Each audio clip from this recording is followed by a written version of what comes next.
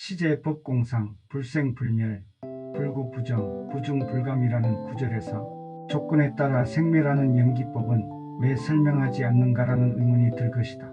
그 이유는 여기에서 연기법에 대한 설명을 보태게 되면 A가 있으므로 B가 생겨난다 라는 현상에 갇히게 되기 쉽기 때문이다. 결국 생겨나는 것도 사라진 것도 없는 공의 실상을 먼저 분명히 하여 현상에 속지 않도록 하기 위한 것이다. 다시 말해 공이 온전한 실상인 중도를 보여주기 위해서인 것이다. 이 경전에 나오는 연기법에 대한 언급은 무무명, 영무무명진, 영무노사진이다. 그런데 무명도 없고 무명의 다음도 없다라는 구절을 들으면 모순처럼 느껴진다. 그렇게 느껴지는 이유는 뭘까? 물을 존재하지 않는다로 해석하기 때문이다. 불교에서는 물을 고정된 실체가 없다라는 뜻으로 사용하고 있다. 따라서 무명이란 진리를 알지 못하는 일시적인 착각의 상태라고 말하는 것이다. 어두운 방에 불을 켜면 어둠이 순식간에 사라지듯 무명의 실체가 본래 없다는 뜻으로 무명은 없다라고 한 것이다. 결국 무명의 실체가 없으니 무명을 없애는 과정 자체도 필요 없고 그래서 영무무명진이 되는 것이다. 꿈속에서 괴물에게 쫓긴다면 괴물을 죽여 없애야 하는 게 아니라 그냥 눈을 뜨면 끝나는 것이다. 결국 무명이란 본래 없으며 무한 반복되는 것처럼 보이는 착각일 뿐인 것이다. 하지만 영화를 진짜라고 믿는 중생의 눈에는 전쟁이 펼쳐지고 사람이 죽고 사건이 끝없이 반복되는 것처럼 보인다.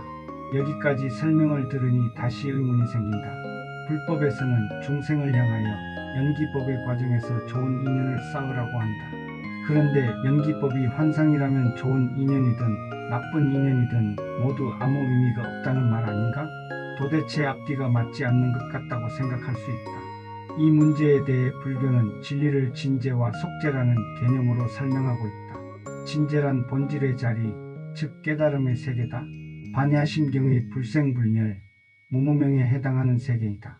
즉 꿈에서 깨어나면 꿈속의 금은 보화나 괴물도 모두 아무 의미가 없게 된다는 말이다. 속재는 현상의 자리, 즉 중생의 세계다. 우리가 발을 딛고 사는 12연기가 굴러가는 현실을 말한다. 꿈속에서 고통을 느끼는 사람은 극심한 괴로움 때문에 자신이 꿈꾸고 있다는 사실을 깨달을 여유가 없다. 그러나 좋은 꿈을 꾸는 사람은 마음이 안정되고 문득 이것이 꿈이라는 사실을 깨닫기가 훨씬 쉽다. 그러므로 이 고통의 바다를 건너기 위해서는 좋은 인연과 부처님의 가르침이 반드시 필요한 것이다. 결국 나쁜 인연은 나를 강물에 빠뜨리는 돌덩이지만 좋은 인연은 강을 건너게 해주는 뗏목인 것이다. 진재로 볼 때 선악이 의미가 없다면 불교에서 강조하는 지게나 보시란 것이 중생 세계에서만 의미가 있다는 말 아닌가 하는 의심이 들 것이다. 그러나 불교에서 말하는 진재는 선악의 무가치함을 말하는 것이 아니다. 오히려 선의 완성이라는 우주 원리를 강조한 것이다. 만약 선이란 것이 공이 아닌 고정불변의 실체라면 악인은 영원히 악인이어야 하고 선인은 영원히 선인이어야 한다. 하지만 공이기 때문에 악인도 참회하여 선인이 될 수 있고 보시와 지게를 닦아 부처가 될 수 있는 것이다. 진재에서 선악이 의미가 없다는 말의 진짜 뜻은 선하게 살든 악하게 살든 상관없다라는 허무주의가 아니다. 선을 행하되 내가 선을 행했다는 감옥에 갇히지 말라는 말이다. 이를 금강경에서는 무주상보시라고 한다. 결국 선행을 함으로써 생길 수 있는 나의 오만과 집착을 버려야 온전한 선이 된다는 말이다. 지게와 보시가 중생세계에서만 통용되는 말이냐는 의문도 엄밀히 말하면 맞다. 이미 깨달음을 얻은 사람은 자연스럽게 계율을 지키고 보시를 실천할 것이기 때문이다. 그런데 여기에서 또 하나의 의문이 생긴다.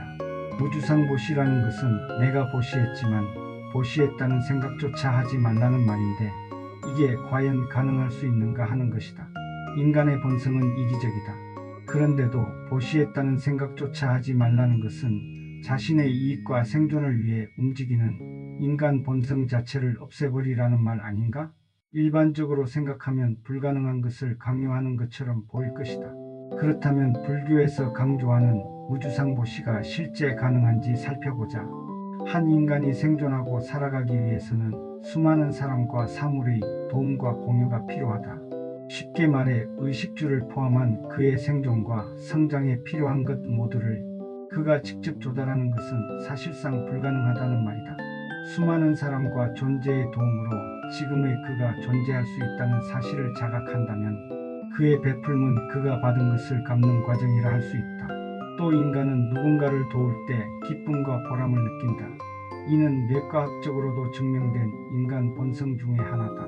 도움받은 사람은 도움받아서 기쁘고 도움을 주는 사람은 도움을 주어서 기쁘다. 결국 둘 다 이익인 것이다. 서로 이익을 받았으니 사실은 도움을 준 사람이나 받는 사람 사이의 계산은 이미 끝난 것이다. 따라서 준 사람이 돌려받을 것은 없다. 그런데도 도움을 주었다고 생각하거나 되돌려 받겠다고 생각한다면 지나친 욕심이 되는 것이다. 결국 엄밀히 말해 베풀면 자리타임이다. 일방적인 베풀미란 것은 성립하지 않는다는 말이다. 베풀미의 본질을 알고 나면 우주상보시란 당연하고 자연스러운 것이 된다.